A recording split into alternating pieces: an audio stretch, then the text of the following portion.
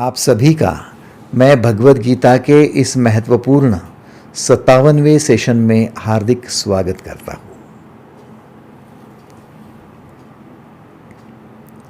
योग, योग साधना, योग अभ्यास, ये सारी बातें हमने कई बार सुन रखी है, लेकिन योग का हमारे जीवन में उपयोग क्या है?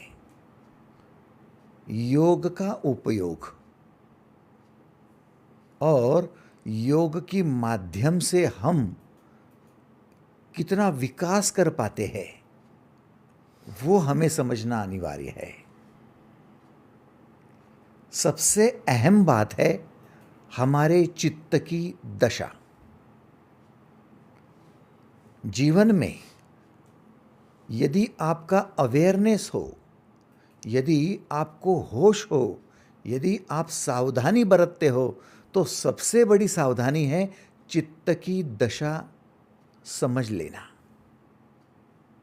या तो आपका चित्त रुग्ण हो सकता है, जिसे चित्त भ्रम कहा गया है, भ्रमित चित्त, या फिर आपका चित्त उच्च दशा में पहुंच सकता है, जिसे चिति शक्ति कहा गया है।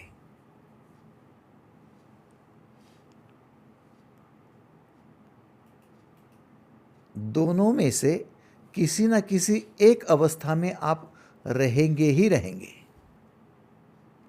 या तो चित्त अपनी रुग्णावस्था में पहुंचेगा, चित्त भ्रम होगा आपको, या फिर आपका चित्त उच्च दशा में पहुंचेगा, चिति शक्ति में रूपांतरित हो जाएगा। अब आप अपनी चित्त की ओर कितना ध्यान देते हैं और चित्त के माध्यम से कहाँ तक पहुंच सकते हैं, उसको देखिए। सबसे महत्वपूर्ण बात है, क्योंकि आप परमेश्वर और परमात्मा दोनों के अंतर को जानते हो।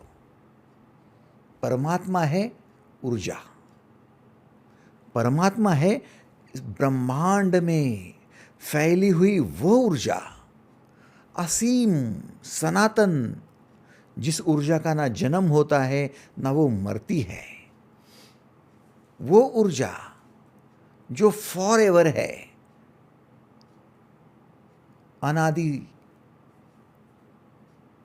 और अनंत, वो ऊर्जा, जिस ऊर्जा के माध्यम से संपूर्ण जीव सृष्टि है, वो ऊर्जा, समस्त ब्रह्मांड है, वो ऊर्जा, आकाश गंगाएं है, और जिस ऊर्जा की वजह से विविध प्रकार के सूर्यमंडल है, तारे हैं और ग्रह है, ये वो ऊर्जा जिसे हम परमात्मा के नाम से जानते हैं। और परमेश्वर चित्त की वो उच्च स्थिति, जिस स्थिति में आप सृजन, सेवा और साधना करते हो, आप क्रिएटिव रहते हो, आप सेवा करते हो, आपकी जितनी क्षमता है उस क्षमता से सेवा करते हो और साधना करते रहते हो उस परमात्मा की। वो परमेश्वर का स्वरूप है। और परमेश्वर स्वरूप में पहुंचते ही आपकी जो प्राप्ति होती है, अचीवमेंट होती है, वो अचीवमेंट है आपका आनंद, प्रेम और विश्वास।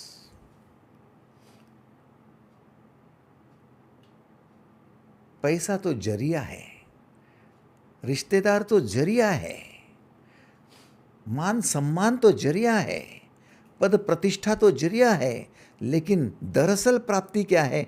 आनंद की है, प्रेम की है, विश्वास की है।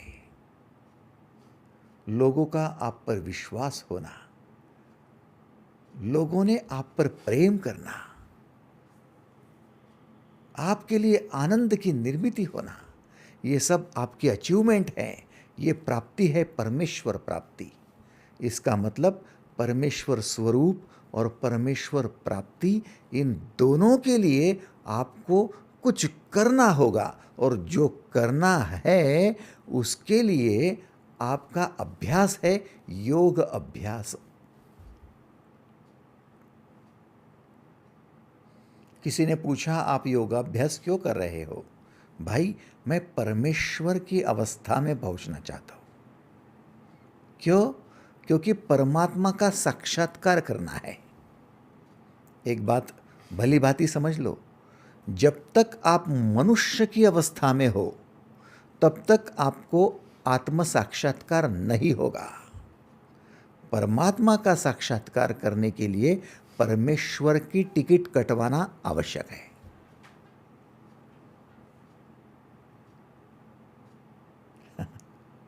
यही तो विशेष बात है।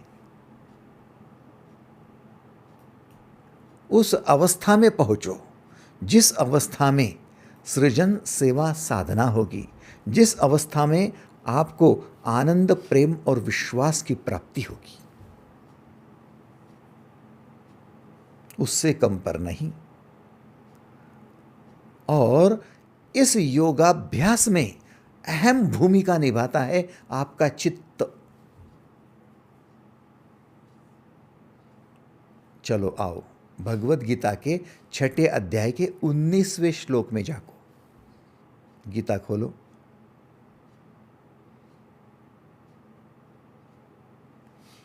छठा अध्याय, आत्मसंयम योग, 19वां श्लोक।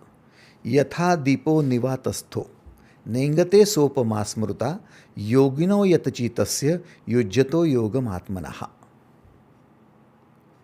जैसे वायु रहित स्थान में दीपक चलायमान नहीं होता, अचल रहता है दीपक,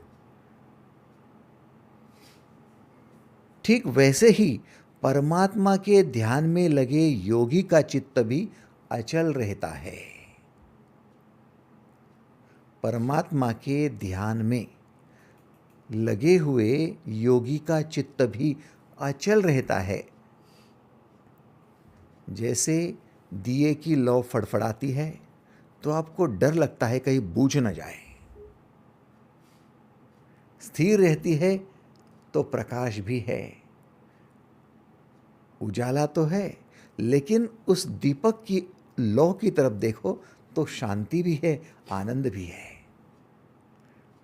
जैसे ही कोई वायु बहती आती है तो ये फड़फड़ाने लगती है, आपको भय लगने लगता है, डर लगने लगता है कहीं ये बूझ न जाए। वैसे ही आप जब तक स्थिर हो, शांत हो, माने आपका चित्त जब तक स्थिर है, शांत है, तब तक आप उजाला देने वाले हो, प्रकाश देने वाले हो, आप शांति और आनंद देने वाले हो। लेकिन जैसे ही आपकी ये चित्त फड़फड़ाने लगता है, वैसे ही डर लगने लगता है कहीं आपकी लौ बूझ न जाए, मृत्यु न हो जाए, अकाल मृत्यु न हो जाए। आखिरकार मनुष्य मृत्यु स्वयं खींच कर लेकर आता है। कब? जब उसका चित्त अधिक मात्रा में भ्रमित हो जाता है। आप समझ रहे हो? आपका चित्त जितनी मात्रा में भ्रमित रहेगा उतनी आपकी मृत्यु नजदीक आएगी, अकाल मृत्यु। चित्त अचल होना या चित्त का चलायमान होना सब आपके हाथ में है। कैसे रहता है चित्त अचल और कैसे आपका चित्त चलायमान होता है? जैसे दिए की लौ फड़फड़ाती है वैसे आपका चित्त भी फड़फड़ाता है। कब? जब आप भय से ग्रसित होते हो, चिंताओं से घिर जाते हो, जब आपके मन में संशय निर्माण होता है, तब आपकी लौ फड़फड़ाने लगती है। भय, चिंता और संशय, ये है आपके चित्त को भ्रमित करने वाली बातें।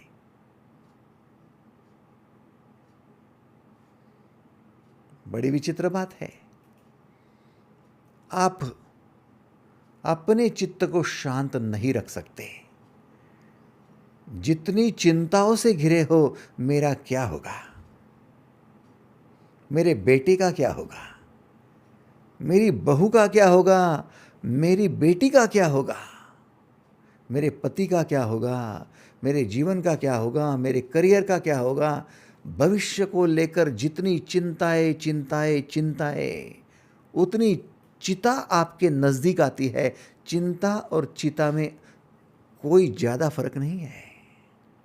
चिंताएं बढ़ेगी तो चिता नज़दीक आएगी।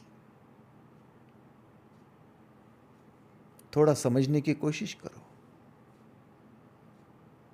जितनी चिंताएं आप ज़्यादा करते हो, अपने स्वास्थ्य को लेकर, पैसे को लेकर, करियर को लेकर, अपने परिवार को लेकर, या फिर अपनी बंधुओं को, अपने समाज को लेकर चिंताएं अधिक है, तो चित्त आपका चलायमान है, दोलायमान है।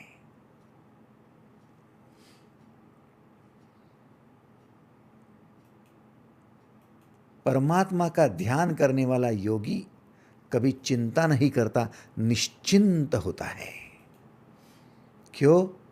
क्योंकि परमात्मा हमेशा के लिए है। वो ना जन्मता है ना मरता है। वो कोई यही है वहाँ नहीं, ऐसी बात नहीं, वो सब जगह है।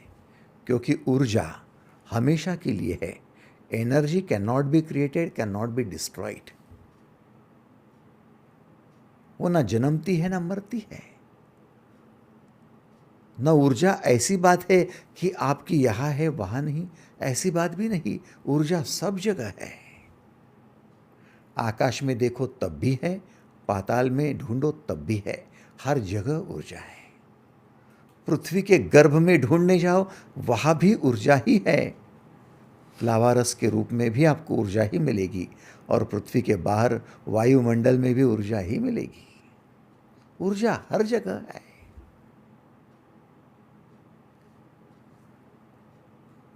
तो जो परमात्मा का ध्यान कर रहा है वो ऊर्जा का ध्यान कर रहा है, और ऊर्जा सार्वजनीन है, हर जगह है, हमेशा के लिए है, आज भी है, कल भी है और हमेशा रहने वाली है। तो फिर उसके साथ जुड़कर आपका चित्त शांत हो जाता है, क्योंकि आप परमात्मा के ही अंश हो। उस स्थिति में पहुंच जाते हो जिस स्थिति में ऊर्जा निर्लेप ऊर्जा है। उस ऊर्जा की स्थिति में पहुंचते ही आपकी चित्ती शक्ति खिलने लगती है। उसको कहते हैं इंटेलिजेंस। उसे सूक्ष्म बुद्धि कह सकते हो, लेकिन अच्छी भाषा में उसे चित्ती शक्ति कहा जाता है। आध्यात्म की भाषा उसे चित्ती शक्ति के नाम से पुकारती है। चिंताएं बढ़ती है तो परमात्मा तो दूर की बात है, एनर्जी की बात तो दूर की है। आपकी ऊर्जा क्षीण होने लगती है, आप दुर्बल होने लगते हो। किसी ने पूछा कि आप इतने दुर्बल क्यों हो, आपका चेहरा मुरझाया क्यों है, आपका शरीर, आपके गात्र शिथिल क्यों हो गए हैं, आप बिल्कुल बूढ़े जैसे लगने लगे हो। उम्र क्या है? बोले 45। उम्र क्या है? 50। और कैसे बूढ़े लग रहे हो, बूढ़ी अम्मा? सुहाता तो नहीं है। किसी ने बूढ़ा कह दिया, बुढ़ी कह दिया, अच्छा तो नहीं लगता है। लेकिन कारण क्या है बूढ़ा होने का? कारण है आपकी चिंताएं। जितनी चिंताएं बढ़ जाती है, आपका चित्त विक्षेपित हो जाता है। उस विक्षेप के चलते, चिंताओं के चलते आपके विचार भी वैसे हो जाते हैं, आपकी भावनाएं भी दुर्भावनाएं हो जाती है। जितनी चिंता अधिक उतना भय अधिक। जिसके प्रति चिंता है, बेटे की चिंता है तो बेटे का भय अधिक, करियर की चिंता है तो करियर का भय अधिक, स्वास्थ्य की चिंता है तो स्वास्थ्य से भय अधिक। जहां चिंता है वहां भय है। चिंता और भय हाथ में हाथ लेकर चल रहे हैं। अकेली चिंता नहीं आती, साथ में भय आता है। थोड़ा समझने की कोशिश करो। और आप जितने भयभीत होकर विचार करते हो, जितने चिंतित विचार करते हो, उन सबका असर आपके चित्त पर पड़ता है, अंतःकरण पर पड़ता है, और अंतःकरण विचलित हो जाता है, द्वंद्व से भरता है। ये होगा, वो होगा, नहीं होगा, ये नहीं होगा। आप परेशान रहते हो। आपकी उद्विग्नता, आपकी परेशानी आपको संशय से भर देती है। चिंता बढ़ गई, भय बढ़ गया। बेटे के प्रति यदि ज़्यादा चिंता करने लगे, ज़्यादा भयभीत होने लगे, तो संशय किसी पर जाना ही है, और उसका नाम है बहू। वो तो आपके जीवन में आई भी नहीं थी, अभी तो उसकी शादी भी नहीं हुई है बेटे की, लेकिन अभी से आपको बेटे की चिंता है, अभी से आपको बेटे के प्रति भय है, इसलिए बहू के प्रति आपको संशय होने लगा। वो ऐसा तो नहीं करेगी, वो वैसा तो नहीं करेगी, वो मुझसे दूर तो नहीं ले जाएंगी, मेरे बेटे का जीवन खराब तो नहीं कर देगी, ऐसे कैसे बहू होगी, क्या मालूम कहाँ की है, क्या मालूम कैसे जाति की है, क्या मालूम क्या करेगी, कैसे संस्कार की है। सोचो सोचो सोचो। संशयात्मा विनश्यति नायम लोकोस्ति न परो न सुखम संशयात्मनः।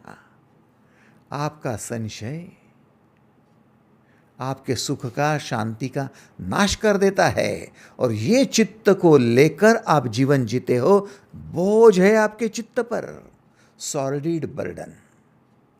सॉलिड बर्डन किसे कहा जाता है?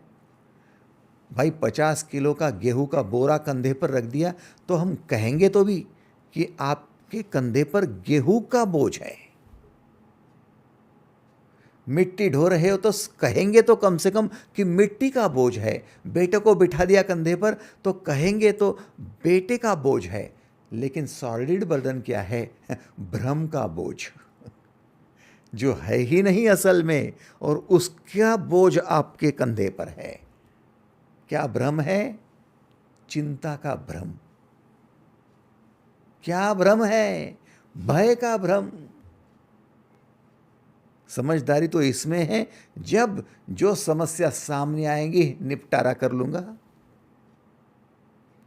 जब जब जो जो होगा देखा जाएगा, आने तो दो।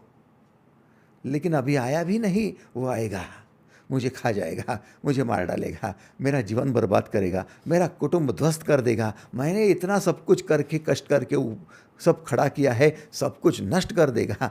ये क्या है? क्या है? काल्पनिक भय है, इमेजिनरी फियर है, ये सॉलिड बर्डन है। ये आपके कंधे पर बोझ है, जो बोझिल सा जीवन जिंदा लाश बना देता है, ना सुख से जीने देता है, ना शांति से जीने देता है। आप समझ रहे हो? जवानी में भी वही हाल है, और बुढ़ा में भी तो हाल बेकार है, बद से बदतर होते जा रहे हैं, और बेहतर जीवन की अपेक्षा करना तो मुश्किल हो जाता है। आप कहेंगे इतना भी ना डराओ हमको। भाई डराने की बात नहीं, उस उलझन में आप फंसे हुए हो। क्यों फंसे हुए हो? क्योंकि आप चित्त की उस स्थिति में नहीं पहुंचे हो जहां चित्त पहुंच सकता है। चित्त की निर्मल स्थिति, चित्त की मूल स्थिति, ओरिजिनल स्टेट ऑफ चित्त।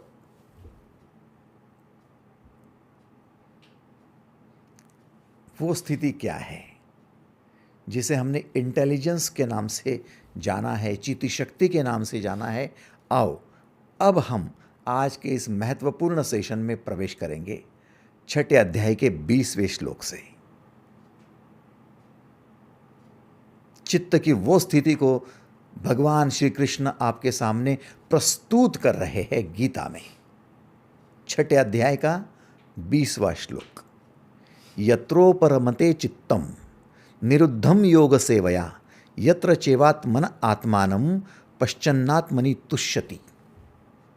अर्थात योग के अभ्यास से चित्त उस अवस्था में पहुंचता है।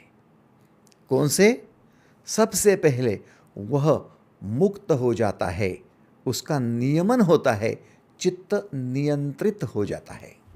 सबसे पहली बात, योग अभ्यास करोगे माने परमात्मा का ध्यान करोगे तो क्या होगा?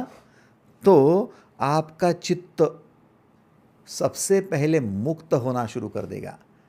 किससे? चिंताओं से, भय से और संशय से।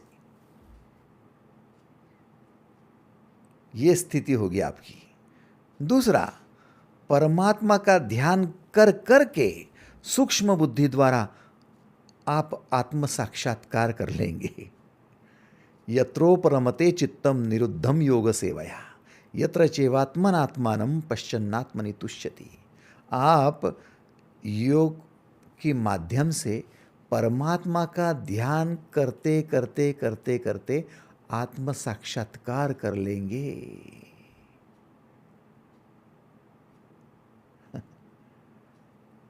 इतना ही नहीं तो सच्चिदानंद घन परमात्मा में ही संतुष्ट रहना सीख लेंगे। अब आत्म साक्षात्कार, ये शब्द बहुत ही रोचक शब्द है। आत्म साक्षात्कार, जिसे जीवन की सबसे बड़ी उपलब्धि कहा गया है। इंटेलिजेंस की उपलब्धि, चित्त शक्ति की उपलब्धि,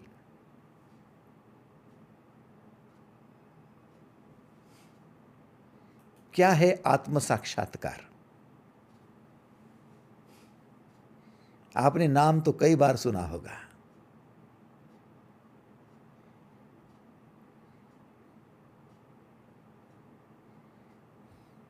मैंने उम्र के 31वें साल में साक्षात्कार कर लिया था, आत्म साक्षात्कार।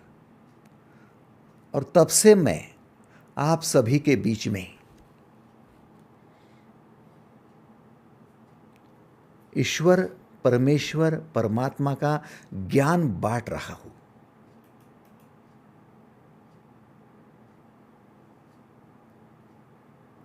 अभी करीब करीब 25 साल हो गए, लेकिन वो आनंद कम नहीं हो रहा, वो विश्वास खत्म नहीं हो रहा।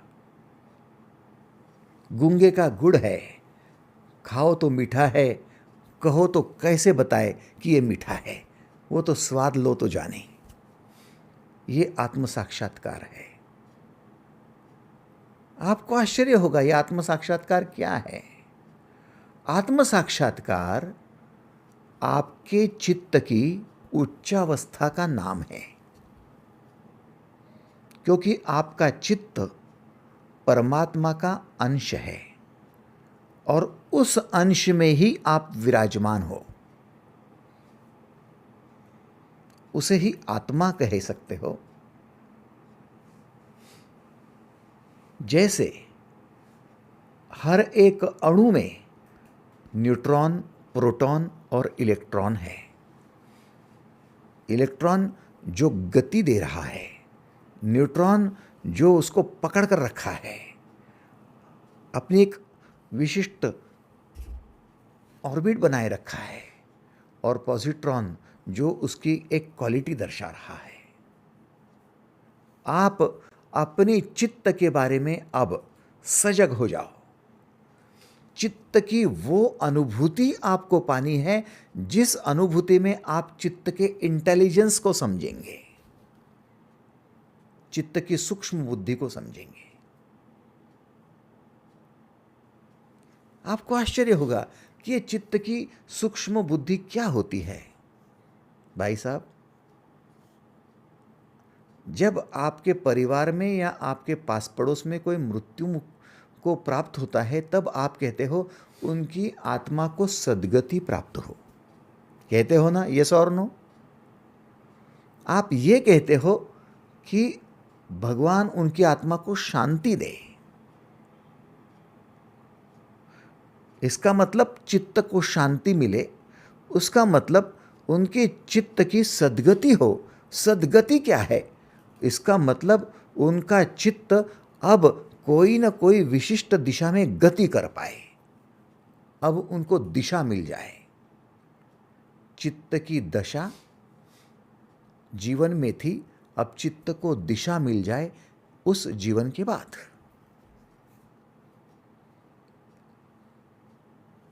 अब मृत्यु के बाद शरीर जलाया जा रहा है, इंद्रियां जलाई जा रही है। थोड़ा ध्यान दो, हाँ, मेरे हर एक वाक्य की तरफ ध्यान दो।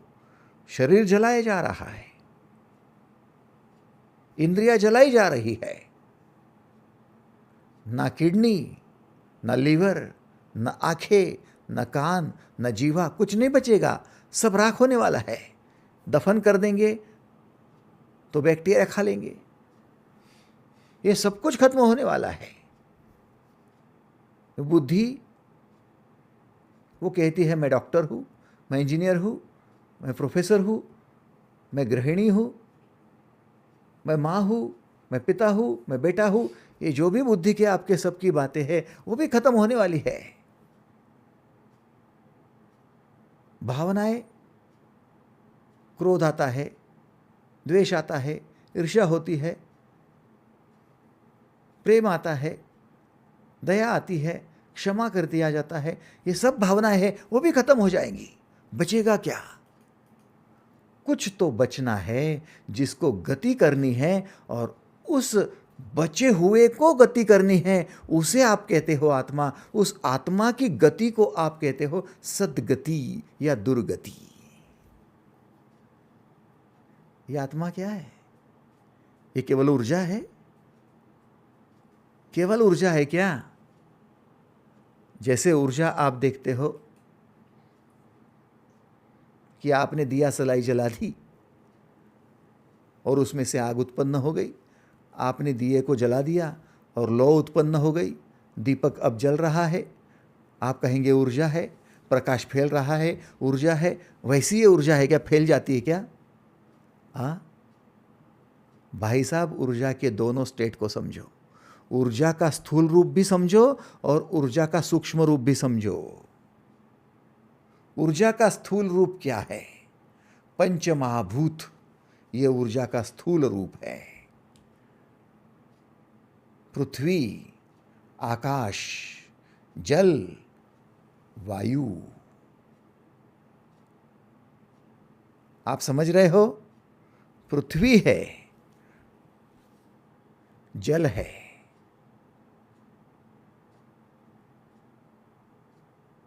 अग्नि है, आकाश है। 5 तत्व से आपका शरीर बना, आपकी इंद्रियां बनी।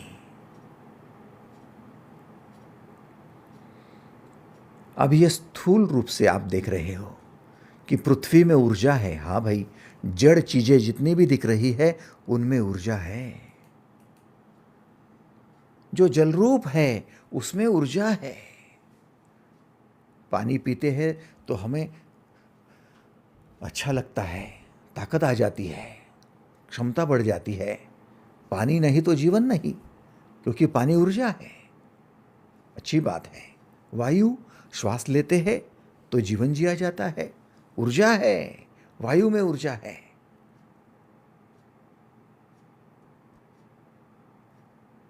ये संपूर्ण आकाश ऊर्जा है। अग्नि में ऊर्जा है, जठराग्नि प्रदीप्त होती है, ऊर्जा है। क्या आश्चर्य है! ये 5 ऊर्जा के स्रोत है। आप इस ऊर्जा को समझ रहे हो, लेकिन ये सब ऊर्जा स्थूल ऊर्जा है। भाई साहब, आप इन 5 को एकत्रित कर दो ना। थोड़ा सा जल ले लो, थोड़ा सा अग्नि ले लो, थोड़ा सा जड़ पदार्थ ले लो, थोड़ा सा वायु ले लो। आकाश को मुट्ठी में बांध सकते तो उसको ले लो, और कर दो आपके जैसा एक आदमी खड़ा, कर दो एक व्यक्ति तैयार। Is it? ये होगा? ये नहीं होगा। इनमें एक चीज अभी शेष है, वो है इंटेलिजेंस, सूक्ष्म बुद्धि।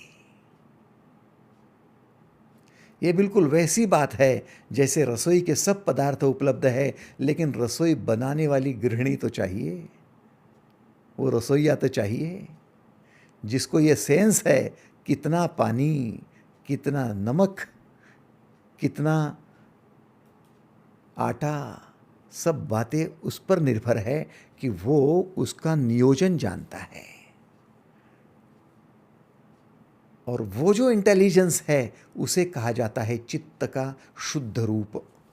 इस चित्त को सद्गति मिले, इस आत्मा को सद्गति मिले, इसका मतलब है ये इंटेलिजेंस अब उभर कर आए। और सचमुच ये इंटेलिजेंस उभर कर आता है, सचमुच आता है। कैसे? क्योंकि जब तक आप जिंदा हो तब तक आपका चित्त घिरा हुआ रहता है चिंताओं से, भय से, संशय से, और परेशान रहता है। लेकिन मृत्यु हो जाती है तो चिंता छूट गई, मृत्यु हो गई तो भय भी छूट गया, मृत्यु हो गई तो फिर आपका संशय भी छूट गया। अब चित्त जो है, निर्मल चित्त, वो आगे गति कर लेता है। और जो अपनी चित्त की दशा होती है, चित्त में जो भी पोटेंशियल अब तक का जो संचित कर्म है, वो सब लेकर एक गति लेकर प्लेटफॉर्म ढूंढकर ऐसी प्लेटफॉर्म पर नई माता के नए गर्भ में प्रवेश कर जाता है। उस माता के गर्भ का यूज करता है, उपयोग करता है और अपना जन्म ले लेता है। पिता एक निमित्त है, माता एक निमित्त है, और दोनों का निमित्त लेकर, दोनों का उपयोग करके उस प्लेटफॉर्म पर ये चित्त एक नया आकार ले लेता है, फिर से पंच महाभूतों से एक शरीर बना लेता है। हम कहते हैं माँ ने जन्म दिया, माँ बच्चे का कान तो बनाकर दिखाए, आँख तो बनाकर दिखाए। माता को पता भी नहीं कि ये कैसे बन गया। माँ कहती ये ईश्वर की कृपा है, मेरा बेटा उसने बना दिया, पेट में ही बेटा बन गया, गर्भ में ही बेटा बन गया। वो ईश्वर कौन है? वो ईश्वर आपका चित्त है, बेटे का वो चित्त जिस चित्त ने उस बेटे को आकार देना शुरू कर दिया, बेटी को आकार देना शुरू कर दिया, और उस चित्त ने ही वैसी इंद्रियां, वैसे अवयव सबका जन्म देकर एक कंप्लीट रूप ले लिया। माँ कहती मैं गर्भ को संभाल रही हूँ, अच्छी बात है, संभालो संभालो। माँ को तो यूज़ किया जा रहा है, उस प्लेटफॉर्म को यूज़ किया जा रहा है। भाई ट्रेन बनेगी तो कोई ना कोई तो प्लेटफॉर्म लगेगा ही लगेगा ना। यार्ड से जब ट्रेन निकल रही है तो फिर लोगों को बैठना है, तो ट्रेन को प्लेटफॉर्म पर आना है। तो वैसे ही इस माँ का भोजन, माँ के माध्यम से बाकी सब ऊर्जा का उपयोग, और इस माध्यम से उस बेटे का डिलीवरी का समय आता है तो माँ को बोझने लगता है, बोझ महसूस होता है, माँ फिर चीखने लगती है। जैसे ही चीखने निकलती है, डिलीवरी हो जाती है, माँ मुक्त हो जाती है, और ये चित्त ने जो रूप धारण किया है, वो बेटा या बेटी इस विश्व को फिर से जीवन के माध्यम से जीना शुरू कर देती है। आपके चित्त के ये बार बार बार बार यात्रा होती आ रही है, होती ही रहेगी। ये इंटेलिजेंस है आपका जीवात्मा, और यही सब कुछ निर्माण कर रहा है। और इस चित्त पर जैसे जैसे बोझ फिर बढ़ते जाता है, ये जीवन तो आ गया, जीवन आने के बाद में दिमाग भी आ गया, दिमाग में विचार आ गए, भावनाएं आ गई, फिर से ये बातें शुरू हो जाती है। मन बुद्धि का विस्तार होना शुरू होता है, इंद्रियों का विस्तार होता है, शरीर का विस्तार होता है। 2 फुट का बच्चा 5 फुट का, 6 फुट का बन जाता है। ये सब कुछ होता है, और उसमें चिंताएं भी बढ़ती है, संशय भी बढ़ता है, और भय भी बढ़ता है। और जैसे बढ़ता है वैसे बोझ की वजह से और वो दब जाता है, फिर दुर्गति होती है, और बार बार वही करना पड़ता है। उसे कहते हैं पुनर्जन्म। पुनः पुनः पुनः पुनः वही करते रहो, पुनर्जन्म। चित्त का ये फेरा संसार का फेरा है।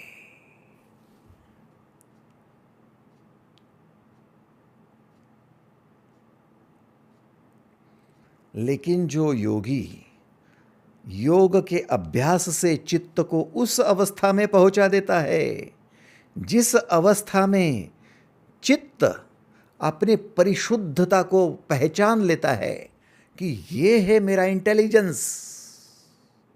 तब से, माने आत्म साक्षात्कार की स्थिति से, तब से आपका जो विश्वास है, आपका जो विश्वास है, वो विश्वास बदलना शुरू होता है। जो विश्वास संशय पर होता है वो विश्वास इंटेलिजेंस पर आना शुरू होता है। जो विश्वास भय पर होता है वो इंटेलिजेंस पर होने लगता है। जो विश्वास आपकी चिंताओं पर होता है वो विश्वास अब आपकी इंटेलिजेंस पर होना शुरू हो जाता है। आप खुद कई बार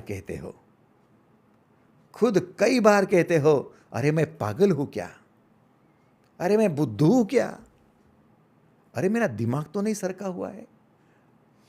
कई बार कहते हो मैं बड़ा मामूली हूं, मुझे क्या आता है, वो देखो कैसे महान बन गए, उनका पोस्ट ग्रेजुएशन हो गया, मुझे तो कुछ आता भी नहीं है। कई बार कहते हो आप। इसका मतलब आपका विश्वास है किसी चीज पर। कौन सी चीज पर? मैं बुद्धू हूं, इस पर आपका विश्वास है। आप समझ रहे हो? मैं पागल हूं, मैं मामूली हूं, मेरी कोई औकात नहीं है, इस पर आपका विश्वास है। कहीं ना कहीं तो विश्वास होगा भाई साहब। मेरी बहू, अरे बहुत लिखी पढ़ी है, मेरा क्या है, मैट्रिक हुआ, मेरा क्या है, 12th पास की, मेरा क्या है, ग्रेजुएशन हुआ, बीए में उसने बीई कर लिया, एमए कर लिया, एमएस कर लिया, वो तो बहुत बाप रे बाप रे, वो इतनी होशियार है। मैं बुद्धू हूं। आपका बुद्धत्व पर थोड़ा ध्यान देना, शब्द को मिस मत करो। बुद्धत्व पर, बुद्धत्व नहीं बोल रहा मैं, बुद्धत्व पर आपका विश्वास है। लेकिन सिद्धार्थ का विश्वास बुद्धत्व पर आ गया था। उन्होंने अपने इंटेलिजेंस को जान लिया था कि ये मेरा इंटेलिजेंस है। बुद्धत्व पर विश्वास या बुद्धत्व पर विश्वास आपकी चयन की बात है।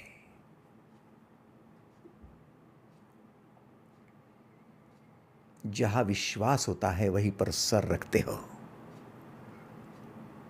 जहां विश्वास है उनके चरणों में आकर गिरते हो। आपने विश्वास कर लिया मामूलीपन में, आपने विश्वास कर लिया बुद्धत्व में, बुद्धूपन में, आपने विश्वास कर लिया अकेलेपन में, मैं अकेली पड़ी हूं, कोई नहीं मेरे साथ, तो रहे अकेली, क्योंकि आपने उसी पर सर टेक दिया है, वहीं पर माथा टेका है आपने। मेरा कोई नहीं है, कोई नहीं समझता मुझे, मेरी औकात ही क्या है, मेरी लायकी क्या है, मेरी क्षमता क्या है, मेरी योग्यता क्या है, कुछ भी तो नहीं है। ना मेरे पास सौंदर्य है, ना मेरे पास पैसा है, ना मेरे पास बुद्धि है, सब तो बेटे की है, सब तो पति के, मेरा क्या है, अपनी क्या बात है, वो तो उनके भरोसे है, इसलिए लाचार। तो लाचारी को आपने विश्वास में ले लिया। क्या बेटे से भय नहीं लगेगा आपको? क्या बहू पर संशय नहीं होगा आपको? क्योंकि वो बुद्धिमान है ना। कब मेरा कांटा निकाल ले मुझे क्या मालूम, कब मुझे ऐसा जैसे मक्खी को निकाल कर फेंक देते मुझे फेंक देंगे क्या मालूम। संशय नहीं होगा आपको। और उसी की वजह से आपके चित्त में दोष आ रहा है। चित्त में दोष है तो मन में दोष है, तो फिर क्रोध आता है, चिड़चिड़ होती है, संताप होता है। तो मन में दोष आ गया तो भाई साहब शरीर में दोष आना अनिवार्य है। आपको जोड़ों का दर्द नहीं होगा, आपको माइग्रेन की शिकायत नहीं होगी, आपकी बीपी की शिकायत नहीं बढ़ेगी, आपको कैंसर नहीं होगा। 100% होना है। जिनका विश्वास संशय पर है, जिनका विश्वास भय पर है, जिनका विश्वास चिंताओं पर है, उनको कैंसर तक हो सकता है। ध्यान में रखना, ऑटो इम्यून डिसीज उनको है जिनका विश्वास इन गंदी बातों पर है। गंदा क्यों? क्योंकि ये चलायमान बातें हैं, दोलायमान बातें हैं, भ्रमित बातें हैं, सॉलिड बर्डन है ये, कोई दम नहीं इसमें, लेकिन आप भ्रमित हो गए। मराठी में तो कहते जहां भ्रम है वहां भोपळा आहे, भ्रमाचा भोपळा फुटल्याशिवाय राहत नाही। क्यों खिलवाड़ कर रहे हो अपने से? क्यों परेशान कर रहे हो खुद को? किस लिए? इतना शत्रुत्व भी कहाँ अच्छा लगता है? नहीं ना, तो फिर योग अभ्यास करो और चित्त को इस भ्रमित अवस्था से निकालकर चित्त की मूल अवस्था में ले जाओ, जिसे चिति शक्ति कहते हैं, और उसका साक्षात्कार करने के लिए तैयार हो जाओ। क्या आप तैयार हो? क्या आप तैयार हो? यदि हो तो एक बार हाथ ऊपर करके कम से कम सहमति दर्शा दो, हाँ भाई हम तैयार हैं। कृष्ण को उतना आनंद हो जाएगा कि चलो आज नहीं तो कल हमारे बच्चे उस राह पर आ तो जाएंगे। हाँ तो कह दी है, हम ही तो दे दी है। और भाई साहब, आपका जो इंटेलिजेंस है ना, वो इनबिल्ट है, इनबिल्ट है। आपके इंटेलिजेंस का, आपके ज्ञान का कहीं तोड़ नहीं है। कोई अल्बर्ट आइंस्टाइन से आपको ज्ञान नहीं लेना है, कोई राजनीतिक व्यक्ति से ज्ञान नहीं लेना है, नहीं आपको कोई थॉमस अल्वा एडिसन से, नहीं आपको स्टीव जॉब्स से कुछ बिजनेस सीखना है, नहीं आपको कुछ बिल गेट्स से कुछ करना है। आपको जीवन में किसी से कुछ भी नहीं सीखना है। आपका ये इंटेलिजेंस 100% परफेक्ट और 100% इनबिल्ट है। किसी से कुछ नहीं चाहिए आपको। इसलिए बुद्ध कहते थे, आत्मदीपो भव, अपना दिया खुद सुलगाओ, अपना दिया खुद। क्या बात है। यत्रोपरमते चित्तम निरुद्धम योग सेवया, यत्र चैवात्मनात्मानं पश्चन्नात्मनि तुष्यति। आत्म साक्षात्कार।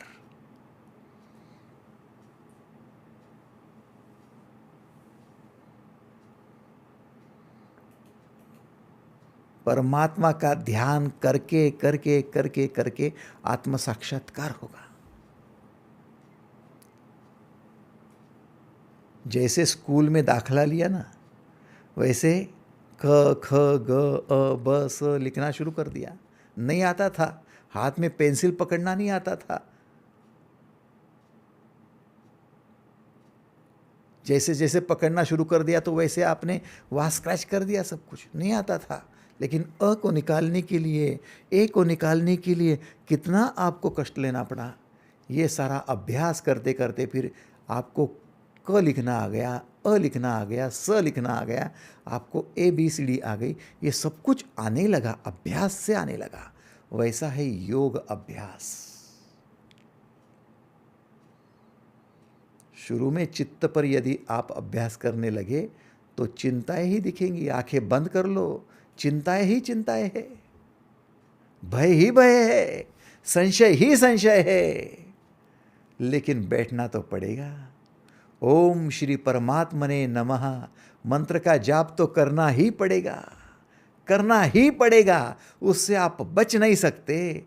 आपको ध्याना है, आपको पूजना है, आपको शरण जाना है, तो परमात्मा को शरण जाना ही पड़ेगा। और परमात्मा, मैंने जैसे बताया, इस ब्रह्मांड की ऊर्जा के अलावा और कुछ नहीं है। उस ऊर्जा के स्थूल रूप को आप परमात्मा न समझ लो। पृथ्वी है, जल है, वायु है, आकाश है, अग्नि है, उसको ही आप परमात्मा न समझो। वो तो उसका स्वरूप है, बाहरी हिस्सा है, भीतर इंटेलिजेंस है। इसलिए तो परमात्मा ने जीव सृष्टि निर्माण कर दी। आज डॉक्टर लोग भी, जिनको आप कहते बड़े बुद्धिमान हैं, वो एक एक शरीर की रचना को देखकर हैरान हो जाते कि ये हार्ट कैसे हार्ट है, कैसे फंक्शन करता है, ये क्या चमत्कार है, ये किडनी कैसे फंक्शन करती है, कैसे चमत्कार है। और किसने बनाया बच्चे की किडनी को? किसने बनाया? ये तो अपने आप बन गई। हाँ, ये परमात्मा का आविष्कार है। 800 करोड़ की जन आबादी हो गई है आज विश्व में, 800 करोड़। लेकिन हर एक को हार्ट दे दिया परमात्मा ने। ऐसा नहीं कि हार्ट की कमी है थोड़ी सी, थोड़ी किडनी की कमी चल रही है, थोड़ा शॉर्टेज चल रहा है, इसलिए कुछ लोगों को किडनी ही नहीं देता हो, कुछ लोगों को हार्ट ही नहीं देता हो। आँखों की कमी चल रही है, थोड़ा शॉर्टेज आया है, इसलिए आने वाली पीढ़ी को एक एक आँख दे देंगे, दो की जगह। कोई शॉर्टेज नहीं है, कोई स्केर्सिटी नहीं है, कोई किसी प्रकार से वहाँ रिसेशन है ही नहीं, कोई मंदी नाम की चीज़ नहीं है वहाँ पर सब कुछ है, मुबलक है, अनगिनत है, सबके लिए है। आप ये नहीं कह सकते वो काला है तो उसको एक आंख दे दो, गोरा है तो उसको दो आंखें दे दो, ये सुंदर है इसको तीन आंखें दे दो।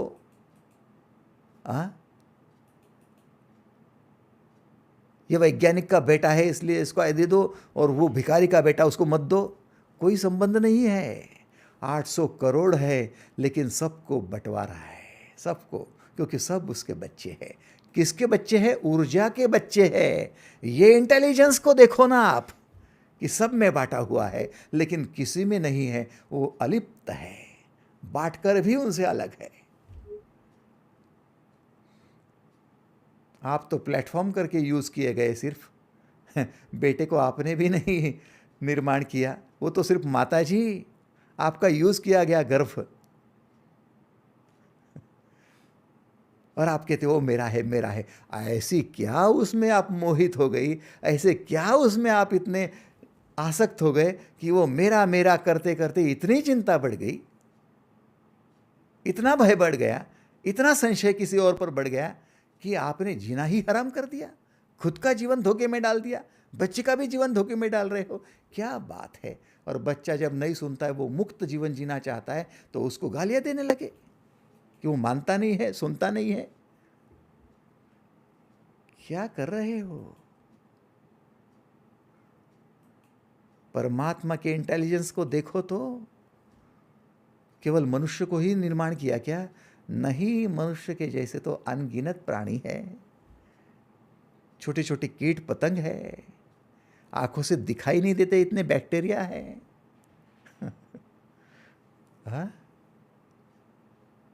वैज्ञानिक ढूंढने लगे कि पृथ्वी का विस्तार कहाँ तक है, सूर्य का विस्तार कहाँ तक है, सूर्य के पास में ब्लैक होल है, क्या क्या ढूंढ रहे हैं। बोले नहीं नहीं, बड़े बाप रे, ऐसे तो हजारों सूर्य है, लाखों है, करोड़ों है, आकाश गंगाएं है, कितने ब्रह्मांड, क्या किसी को मालूम नहीं है, कुछ भी मालूम नहीं है। क्वांटम फिजिक्स तो कहता है ये बढ़ते ही जा रहा है। ये इंटेलिजेंस है। आप एक बच्चे को जन्म देकर, एक छोटा सा संसार करके, एक छोटा सा व्यवहार करके, एक व्यापार करके, एक थोड़ा सा डील करके परेशान हो जाते हो, रात भर नींद नहीं आती। यदि इस परमात्मा को, इंटेलिजेंस को इतना बड़ा सब विस्तार करके नींद नहीं आई तो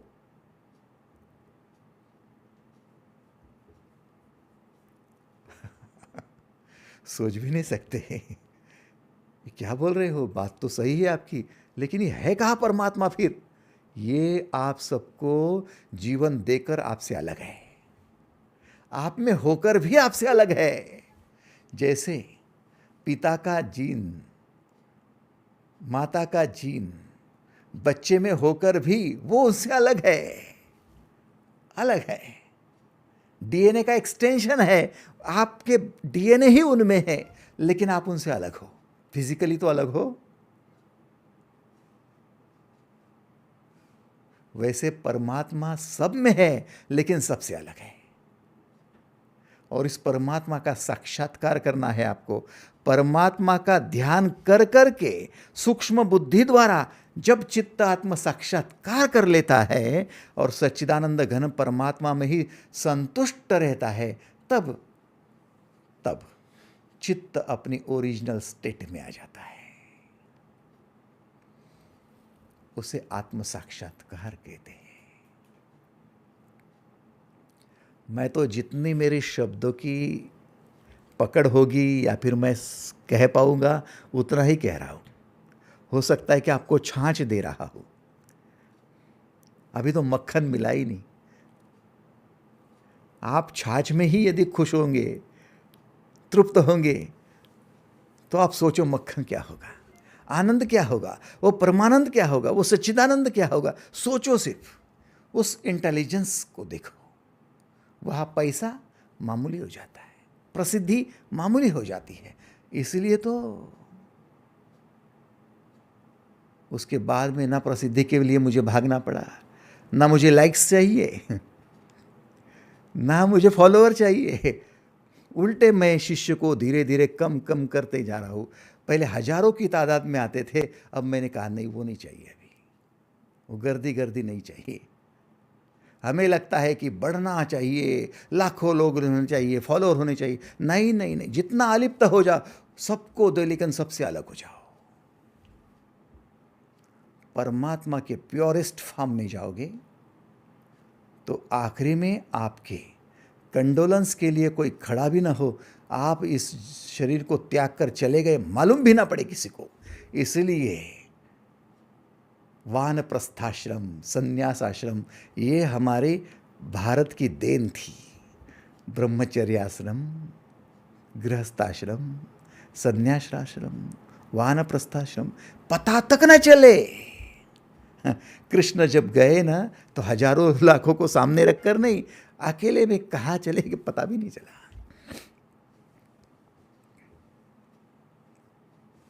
सब में जाओ, सब में बांटो, ज्ञान बांटो, सबको दो, लेकिन सबसे अलिप्त हो जाओ। ये साक्षात्कार है भाई साहब। यहाँ पर कोई बोलबाला नहीं है, यहाँ पर कोई मान सम्मान पद प्रतिष्ठा नहीं है। कोई आपके पैर पर पैर भी रखे तब भी आप शांत हो, तब भी आपके हृदय से उसके कल्याण की बात निकले, तब भी आप प्रेम ही बरताए। बस जैसे जैसे आपकी बुद्धि सूक्ष्म होती जाएगी, वैसे वैसे चित्त को आप समझ पाओगे, और चित्त का ये परम तेजस्वी रूप जिसे इंटेलिजेंस कहा गया है, जब आपका सेंस ऑफ विजडम जगता है, जब आपका विवेक जगता है, जब आप अशांत और अस्थिरता से परे हो जाते हो, शांत और स्थिर हो जाते हो, तब आपका यह इंटेलिजेंस उभर कर आता है। अल्बर्ट आइंस्टाइन का इंटेलिजेंस उभर कर आया, इसलिए तो एनर्जी का सूत्र हाथ में मिला। अशांत रहते, अस्थिर रहते तो मिलता था क्या? मारी क्यूरी की बात लो, यूरेनियम का संशोधन कर रहे थे, कुछ भी हाथ में नहीं लग रहा था, परेशान हो गए, बाद में सब छोड़ दिया, बोले छोड़ दो, कुछ नहीं हो रहा है अपने से, चिंताएं चूल्हे पड़ी, कुछ नहीं करना है। और उस दिन कहते हैं यूरेनियम हाथ में लग गया, संशोधन हो गया। क्या बात है, मारी क्यूरी शांत हो गए, स्थिर हो गए और हाथ में लग गया। ये उसका सबसे बड़ा अच्छा उदाहरण है। आप जब तक शांत नहीं होंगे, जब तक स्थिरत्व नहीं आएगा, आत्म साक्षात्कार की बात तो बहुत दूर की है दीदी। आपको शांति, आत्म शांति भी नहीं मिलेगी, और मृत्यु के बाद आत्म शांति की बात छोड़ दो। वो आत्मा जिस अवस्था में है, वो चित्त जिस अवस्था में है, उसी प्लेटफॉर्म के माँ बाप को ढूंढकर उन्हीं के गर्भ में जाकर उन्हीं में जन्म लेने वाले हैं, और आप वहीं पर बार बार जन्मने वाले हो, क्योंकि वैसा ही संगोपन होगा, वैसे ही आपका बचपन होगा, अपब्रिंगिंग होगी, वैसे ही संस्कार मिलेंगे। वो जैसे बुद्धि के माता पिता है, वैसे बुद्धि के माता पिता में आपका वैसा ही बढ़ना होगा, वैसे ही संस्कार होगे, और उन्हीं चिंताओं में खपते रहोगे। ऊपर उठना है ना, प्रगति की दिशा में जाना है ना, याची देहा याची डोला। अभी आत्म साक्षात्कार अनिवार्य है। बोले आत्म साक्षात्कार कर लेंगे तो बहुत पैसा आएगा क्या? किसने कहा उसके लिए आत्म साक्षात्कार करो? बहुत शिष्य जमा हो जाएंगे क्या? किसने कहा उसके लिए आत्म साक्षात्कार करो? उसके लिए तो क्या है, आप डमरू बजाओ, 2-4 भागवत की किताबें पढ़ लो, और भागवत कथा करना शुरू कर दो, कीर्तन करना शुरू कर दो, हजारों नहीं लाखों फॉलोअर मिल जाएंगे आपको। ये सब डमरू बजाना है, गारुड़ी बनना है तो बनो, आप कर सकते हो, लेकिन आखिर में आप अशांत ही रहेंगे।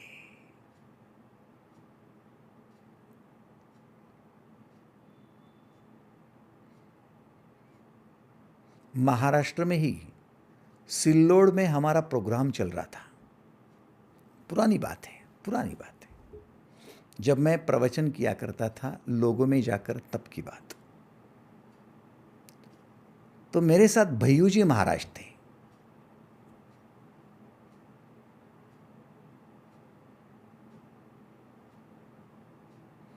जब मैंने लोगों को संबोधित किया और बाद में मैं बैठा, मेरे बिल्कुल बगल में बैठे थे, उनका भी वहाँ पर प्रवचन हुआ और मेरे कान में बोलने लगे, दादाजी आप शांत मूर्ति हो, आपके चेहरे पर प्रसन्नता है, शांति है, और मैं देख रहा हूँ जब से आप आए हो तब से बिल्कुल अलिप्त हो, शांत हो। मैंने कहा, प्रभु जी कहना क्या चाहते हो? बोले, मुझे शांति का रास्ता दो, मुझे शांति का रास्ता दो। मैंने कहा, क्यों? बोले, बहुत अशांत हूं, बहुत अशांत हूं।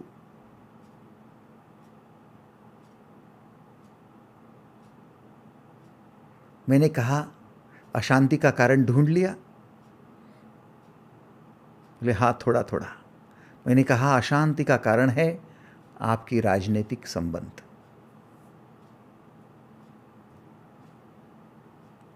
आपने खुद ने अशांति खींच कर लाई है। आप एक उन्नत आत्मा हो, आप अपनी चित्त की दशा को देखो, उस चित्त में विक्षेप बढ़ रहा है, चिंताएं बढ़ रही है, संशय बढ़ रहे हैं, भय बढ़ रहा है। बिल्कुल सही बात है। मैंने कहा, फिर उसमें से बाहर निकलना भी आपके ही हाथ में है और कोई कुछ नहीं करेगा, आपको ही निकलना होगा। बोले, निकल नहीं सकता हूँ, बहुत आगे बढ़ गया हूँ। मैंने कहा, जब तक आप ताकत नहीं लगाओगे, शक्ति नहीं लगाओगे, खुद नहीं निकलोगे, आप उसमें से, जंजाल में से नहीं निकल सकते हो, आपको ही निकलना होगा। मैं कहा, उन्होंने कहा, कोशिश करूँगा। लेकिन आपने देखा कोशिश नहीं हो पाई, कामयाब नहीं हो पाए, आखिर में उन्होंने आत्महत्या कर ली। दिखने में बड़े सुंदर थे, मॉडल थे, तेजस्वी थे, चेहरा प्रभावी था, हजारों शिष्य थे। जब स्टेज पर आए तो उनके साथ में जमावड़ा बहुत बड़ा था, 2500 कारें थी, आगे पीछे चलने वाले बहुत थे। लेकिन ये सब कैसे थे?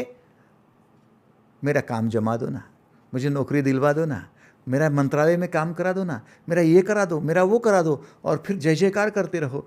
लेकिन आप ये मत सोचो कि आपकी ये उन्नति हो रही है। आप ये देखो कि आप उनमें फंसते जा रहे हो। ये जाल नहीं, जंजाल है, ये भूजाल है।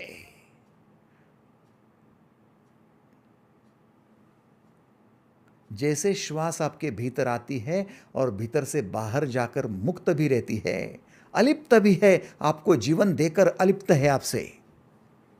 ऐसा नहीं कि श्वास ने आपको जीवन दे दिया तो वो आपकी हो गई और आप उसके हो गए। नहीं नहीं, वो आपसे मुक्त है। वैसे आप सब में जाओ, सबको परोसो, सबको खिलाओ, सबको ज्ञान बांटो, लेकिन सबसे अलिप्त हो जाओ, सबसे अलिप्त रहो। उसे कहते परमात्मा का रूप, परमात्मा का स्वरूप, और ये आत्म साक्षात्कारी ही समझ सकता है।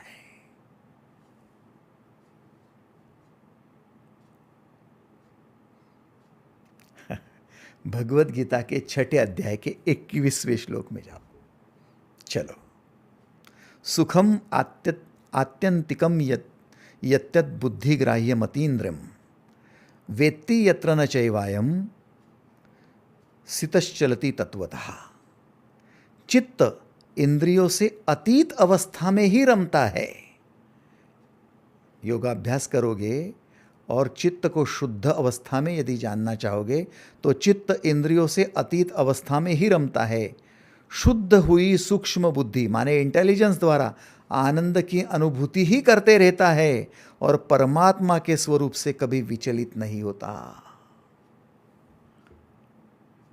जो चित्त एक बार अपनी इंटेलिजेंस को पहचान लेवे, जैसे दर्पण के सामने कोई व्यक्ति खड़ा हो जावे और उसका अपना चेहरा एक बार समझ में आ जाए, तो फिर वो चेहरा कभी नहीं भूलता, वो अपना चेहरा है।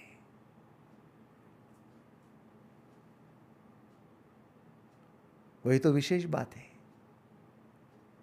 वैसे ही आप अपने इंटेलिजेंस का, अपनी चित्त का जो ऊपरी हिस्सा है उतना ही जानते हैं कि चित्त में क्रोध है, चित्त में द्वेष है, चित्त में लालसा है, चित्त में ईर्ष्या है। नहीं, ये चित्त का मन का हिस्सा है। चित्त में इंद्रिया है, चित्त में शरीर है, हाथ पैर है, आंखें, नाक, कान, ये सब ऊपरी हिस्सा है।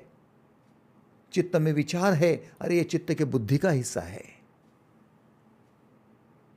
फिर चित्त में भय भी है, चिंताएं भी है, संशय भी है, ये चित्त का भीतरी हिस्सा है। नहीं, सबसे भीतर जाओ, सूक्ष्म बुद्धि द्वारा देखो, चित्त का परिचय होगा इंटेलिजेंस से।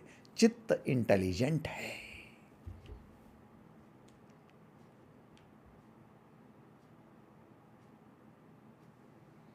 फिर शिक्षा में क्या पढ़ाया जाता है, किताबों में क्या पढ़ना है, स्कूल में जाकर क्या पढ़ना है? मैं इतना कहता हूँ, स्कूल में जाकर आपको केवल खुद को शांत करना और स्थिर करना ही सीखना है, बस। स्कूल हो, कॉलेज हो, आपको खुद को स्थिर कैसे किया जाए, शांत कैसे किया जाए, उतना ही सीखना है। बाकी अंतर से सीखना है, अंतर से निर्माण होता है। आप बोलो ना, जिसने मोबाइल खोज कर निकाला उसने किसी की सीखा था कि मोबाइल कैसे बनाना? मोबाइल की निर्मिति उसके भीतर से आई ना, यस और नो? हवाई जहाज की जिसने खोज की वो भीतर से निकला ना। वो कहाँ से निकला? उसके चित्त से निकला है। क्यों? क्योंकि उसने पढ़ाई करके, उसने एजुकेशन लेकर अपने आप को शांत कैसे करना, स्थिर कैसे करना, ये जान लिया। आपका सब एजुकेशन स्थिर करने के लिए, शांत करने के लिए है भाई साहब। इसलिए आप कहते नहीं क्या, बच्चा बड़ा चंचल हो गया, उसकी शादी कर लो। बोले क्यों? नहीं, शादी के बाद में बीबी आएंगी ना तो थोड़ा शांत हो जाएगा, थोड़ा स्थिर हो जाएगा। आप समझ रहे हो इसके पीछे आपके पुरखे क्या कह रहे हैं, या बड़े बुजुर्ग क्या कह रहे हैं? उसको शांत करो, उसको स्थिर करो। जैसे शांत और स्थिर हो जाएगा वैसे अपने आप भीतर से अकल आ जाएगी और उसको जीवन समझ में आएगा। बोले शादी से हो जाएगा? हाँ हो जाएगा। क्यों? क्योंकि वो शांत हो जाता है ना। बोले अभी क्या है, वो थोड़े बच्चे नहीं है ना उनको, इसलिए ऐसे वो होने दो, थोड़े बच्चे होने दो। क्या हो जाता है बच्चे होने से? शांत हो जाते हो, स्थिर हो जाते हो। बच्चे बड़े होने दो, उनकी शादी होने दो, शांत होते हो, स्थिर होते हो। इसका मतलब आप आजीवन शांति और स्थिरत्व की आशा लगाए बैठे हो, उसकी ही अपेक्षा में हो। लेकिन दुर्दैव ऐसा है, दुर्भाग्य ऐसा है, मर जाते हैं लेकिन शांति ढूंढने से नहीं मिलती और स्थिरत्व ढूंढने से नहीं मिलता। विडंबना हो गई।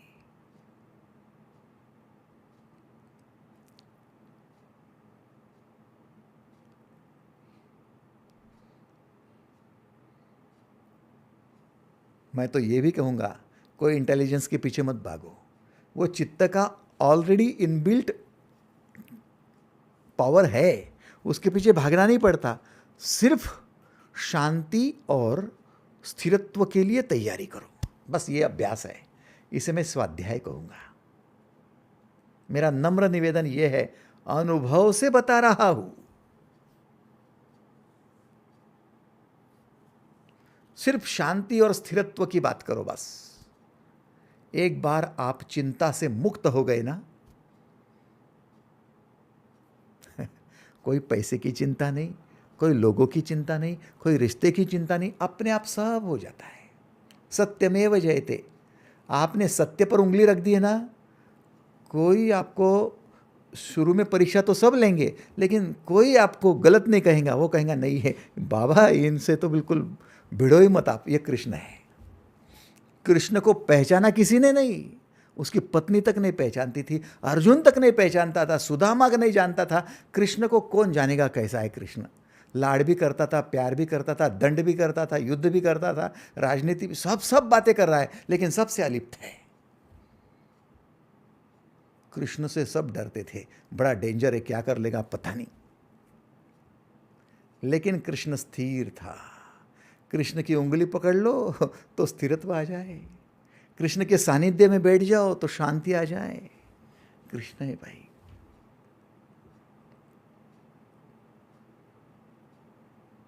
आपके इंटेलिजेंस को आप तब पहुंचेंगे जब आप अभ्यास करेंगे। योग अभ्यास यत्रोपरमते चित्तम निरुद्धम योग सेवया। योग अभ्यास जारी रखो। ओम श्री परमात्मने नमः ललाट के बीच ध्यान देकर आपने बस शांत हो जाना है, स्थिर हो जाना है। और जब जब आपका मन चिंता से ग्रस्त हो जाएगा, भय से ग्रस्त हो जाएगा, जब जब आपके मन में किसी का संशय आएगा, तो मंत्र जप लेना, ओम श्री परमात्मने नमः। अर्थात मैं परमात्मा का हूँ, परमात्मा मेरा है, मैं तुझे शरण आया हूँ। और ये परमात्मा ये संपूर्ण विश्व में है, सनातन है, सभी में है, ब्रह्मांड ब्रह्मांड में है, अनंत तक फैला हुआ है। लेकिन ये तो उसका स्थूल रूप है, उसका सूक्ष्म रूप है इंटेलिजेंस। सारी जीव सृष्टि उससे है। आपको लगता होगा मानव ने इतनी तरक्की कर ली, कुछ नहीं है। परमात्मा के इंटेलिजेंस के सामने ये 0.001% भी नहीं है, डेसिमल में भी कभी नहीं बैठते आप। एग्रीड और नॉट? इंटेलिजेंस देखा क्या? इतनी बड़ी बाढ़ आ जाती है, जैसे बाढ़ चली जाती है वैसे इंटेलिजेंस काम करना शुरू करता है, फिर से सृजन होने लगता है, फिर पौधे खिलने लगते हैं, बड़े तूफान आते हैं, सब खत्म करके जाता है। ऐसा लगता है खत्म हो गया क्या? कुछ खत्म नहीं होता, फिर से सृजन शुरू हो जाता है, फिर से पालन शुरू हो जाता है। रोते नहीं रहती। परमात्मा की ऐसी कोई घड़ी नहीं है कि अरे अरे मेरा ये सब चला गया, सब चला गया। इतने कष्ट से ये निर्माण किया था, हजारों साल लगे थे उसको, और ये पर्वत ढह गया, अरे कोई फर्क नहीं पड़ता। नई शुरुआत हो जाती अगले ही क्षण, नहीं उसी क्षण से। क्या क्रिएटिविटी है, क्या सेवा है, क्या साधना है। और हम उसके अंश होने के नाते हमें भी यही करना है। योगाभ्यास है। चित्त इंद्रियों से अतीत अवस्था में रमता है। हम या तो अपनी चित्त को इंद्रियों में लगा सकते हैं या परमात्मा में लगा सकते हैं। अभी तो हम इंद्रियों में लगा देते, इसलिए गुलाब जाम की इच्छा होती है, इसलिए हमको चाहिए कि बर्फी खाए, इसलिए दिवाली का मालपुआ चाहिए, इसलिए हमको लड्डू चाहिए। फिर डाइट करने वाले लोग हमको दिखते हैं तो हमको लगता है अरे अरे कैसा डाइट, सालों साल हो गए ये पालक की सब्जी और वही खा रहे, सैलेड ही खा रहे, कैसे लोग हैं? सुबह शाम एक ही। मेरी तो पत्नी कहती है आप ऊब नहीं जाते क्या? सालों साल ये खा रहे, अब परेशान नहीं होते क्या? ध्यान इंद्रियों में होगा तो भोगों में जाएगा, भोगों में जाएगा तो अन्न का भोग है, पैसे का भोग है, ये सब हो गए। मैं तो कहता हूँ राजभोग भोगो। राजभोग क्या है? राजभोग है आपके स्वयं को राजा घोषित कर देना। ये आत्मा, ये ऊर्जा, ये चैतन्य, ये आनंद, वही तो राजभोग है। इसको भोगो ना। ये आत्मा की कृपा है, चित्त की विशेषता है।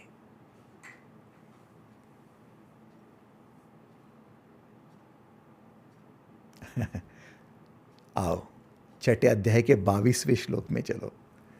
आखिरी का श्लोक है, यम लब्ध्वा चापरम लाभम मन्यते नाधिकम ततः यस्मिन् स्थितो न दुखेन गुरुमापि विचाल्यते। चित्त परमात्म प्राप्ति रूप लाभ से बढ़कर कोई लाभ नहीं मानता। परमात्म प्राप्त अवस्था में स्थित होता है और बड़े से दुख में भी विचलित नहीं होता। दो बातें हैं। परमात्मा की प्राप्ति सबसे बड़ी प्राप्ति, कि हम परमात्मा तक पहुंच गए। जैसे पर्वत के शिखर पर आ गए और झंडा लेकर आए और हमने झंडा गाड़ दिया, अब उससे बड़ी प्राप्ति क्या, शिखर के ऊपर और क्या जाना, हम तो टॉप पर पहुंच गए। वैसे परमात्मा की प्राप्ति हो गई, परमात्मा तक पहुंच गए तो टॉप पर पहुंच गए। अब बस परमात्मा के भांति, परमात्मा के साथ अनंत काल तक। यदा यदा ही धर्मस्य ग्लानिर्भवतु भारत। कृष्ण कहते हैं मैं परमात्मा में हो गया विलीन। अब जब जब जरूरत पड़ेगी तब तब मैं अवतार धारण करूंगा और आऊंगा और अलिप्त होकर आपको सिखाकर चला भी जाऊंगा, लेकिन मैं परमात्मा का, परमात्मा मेरा। सबसे बड़ा लाभ परमात्मा प्राप्ति। और दूसरा, बड़े से बड़े दुख से भी विचलित नहीं होता। योगाभ्यास करोगे तो बड़े से बड़े दुख भी आपको डिगा नहीं पाएंगे। आपके सामने आपका पैर कट कर पड़ा हुआ है, कोई फर्क नहीं पड़ेगा।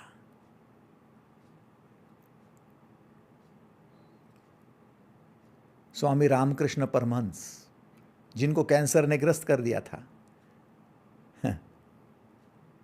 स्वामी विवेकानंद कहा करते थे, आप काली माँ को प्रसन्न कर लेते हो, आप आत्म साक्षात्कारी हो, आप इतने बड़े महान हो, और फिर ये कैंसर को दूर क्यों नहीं कर देते?